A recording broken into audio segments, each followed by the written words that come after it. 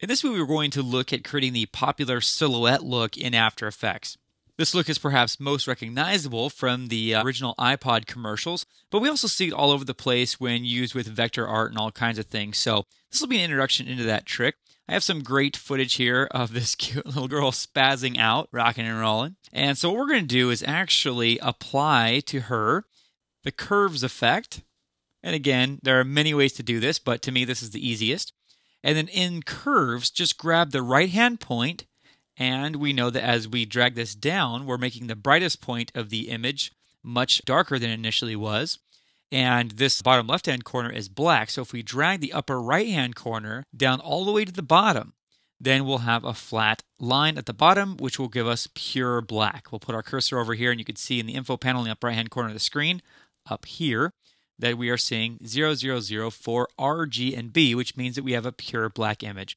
And now when we preview this, we could see her dancing against a pink background, just like she was in her own little iPod commercial.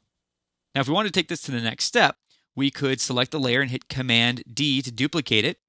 And then we can actually move this out in time, maybe extend the end a little bit there. So we have multiple dancers, and then we could move one of the dancers over to the side.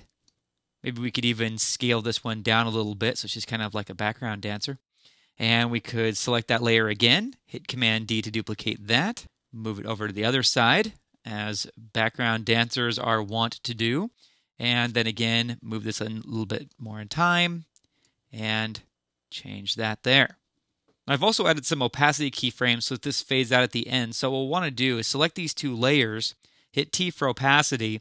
So now what I want to do is click and drag a little marquee around these keyframes, and then click and drag on one of them to the right to move it over so that they line up with the layer beneath them here.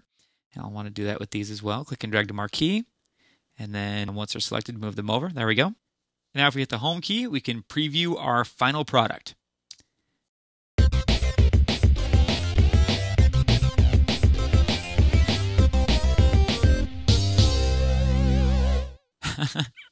I spaz. Beautiful. Now, a couple of other things you can do here. We could alternatively, let's see, select this layer. Maybe we'll add the ramp effect. Another thing that's very common is not just to use live action footage and create a silhouette with it, but to use still images. Then oftentimes you'll have a cool gradient over that footage. Maybe we could adjust this ramp so it's a little bit more blended or whatever, but we often see still images, maybe like buildings, graffiti that have like this ramp in it, just like a lot of cool silhouettes used in bumpers all the time. It's a simple trick, but it's pretty iconic, and it's great when you're working, maybe say for a certain brand that needs to have a lot of color identity, and on top of that, it just looks cool.